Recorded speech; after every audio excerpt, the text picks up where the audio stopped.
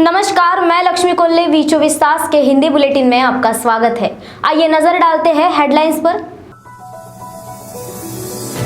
RTMNU online परीक्षा को लेकर कर सकती है फेरबदल। नागपुर सुधार प्रन्यास का बजट हुआ प्रस्तुत। अमृत योजना के चलते हो रहे कामकाजों को लेकर 2 दिन जल आपूर्ति रहेगी बंद। अब खबरें विस्तार से। कोरोना का बढ़ता प्रभाव रोकने के लिए भारत में ही निर्मित कोरोना वैक्सीन के पहले चरण में फ्रंट वॉरियर्स को टीका देने के बाद अब दूसरे चरण में देश के सीनियर सिटीजन को कोरोना का टीका लगाने की बड़ी घोषणा केंद्र सरकार की ओर से की गई है। केंद्रीय मंत्री प्रकाश जावड़ेकर इन्होंने ये घोषणा करते हुए कहा कि 60 साल के ऊपर के सीनियर सिटीजन्स और 45 साल के ऊपर के मधुमेह तथा अन्य बीमारियों से ग्रस्त लोगों के लिए टीकाकरण किया जाएगा। जावड़ेकर ने यह भी कहा कि सरकारी अस्पतालों में ये टीकाकरण मुफ्त में किया जाएगा और प्राइवेट अस्पतालों में ये सशुल्क रहेगा। हालांकि उसकी कीमत अभी तक बताई नहीं गई है। अमृत योजना के तहत रजिस्ट्रेशन नहीं किए गए बस्तियों में नई पाइपलाइन डालने का काम किए जाने वाला है।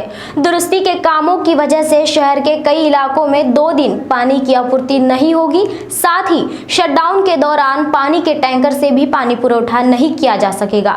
तो पानी का उपयोग कम से कम मात्रा में करके पानी की बचत करें, ऐसा आह्वान मनपा के OCW ने किया है, जिसमें Gandhibagh zone, Dharampeth zone, Satranjipura zone, Mangalwari zone और गोरेवाड़ा GSR शामिल है। नागपुर सुधार प्रन्यास के सभापति मनोज कुमार सूर्यवंशी इन्होंने आगामी वर्ष के लिए बजट प्रस्तुत किया, जिसमें 100 करोड़ के निवासी संकुल और 60 करोड़ के रास्ते बनाने का संकल्प के साथ साथ 606 करोड़ 88 लाख के कामों का निश्चय किया गया है। ऑनलाइन परीक्षा को लेकर हो रहे विचारों में राष्ट्र संत तुकडोजी महाराज नागपुर यूनिवर्सिटी परीक्षा लेने के तरीके में फेरबदल कर सकती है, ऐसी संभावना जताई जा रही है।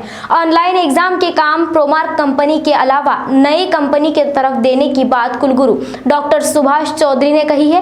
ऐप के माध्यम से होने वाली परीक्षा अब यूनिवर्सिटी वेब ब्राउजर के जरिए लेने का विचार कर रही है। बीते साल यूनिवर्सिटी ने अंतिम वर्ष की परीक्षाएं ऑनलाइन ली थी।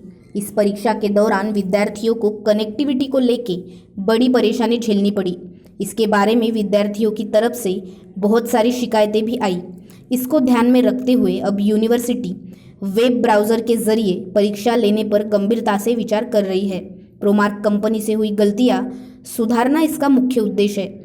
संभावना ये है कि प्रोमार्क कंपनी से काम निकालकर किसी और कंपनी को दिया जा सकता है। डॉक्टर बाबा साहेब आम्बेडकर महाविद्यालय को सील किया गया है। इसके बाद भी आधे से ज्यादा विद्यार्थियों की चाचनी टेस्टिंग 2 दिन में निगेटिव आई है। इसके चलते मनपा की ओर से किए जाने वाली टेस्टिंग पर शंका उपस्थित की जा रही है। महाविद्यालय में 18 व 19 फरवरी को मनपा की ओर से 100 लोगों की टेस्टिंग की गई। इसमें से 16 विद्यार्थियों की रिपोर्ट पॉजिटिव आई है। दूसरे दिन टेस्टिंग करने पर 8 जनों की रिपोर्ट नेगेटिव आई है। इसके चलते मनपा की ओर से किए जाने वाले टेस्टिंग पर और उसकी रिपोर्ट पर शंका जताई जा रही है। ईंधन की बढ़ती कीमतों से नाराज लोगों पर बिजली के बढ़े हुए बिलों का भी बोझा आया है, जिससे आम नागरिक परेशान हो चुका है।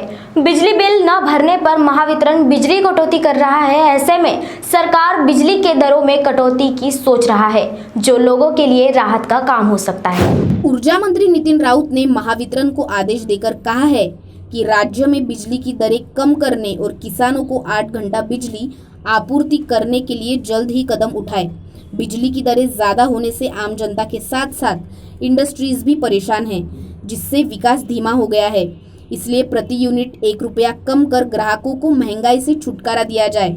नए अपारंपरिक ऊर्जा नियमों से स्वस्थ बिजली उपलब्ध हो सकती है, ऐसा भी ऊर्जा मंत्री ने कहा।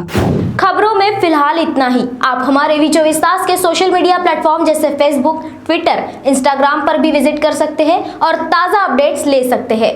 फिलहाल दीजिए इजाजत और लगातार अपडेट्स जानने के लिए बने रहिए हमारे साथ। देखते रहिए वीचो विस्तास। नमस्कार।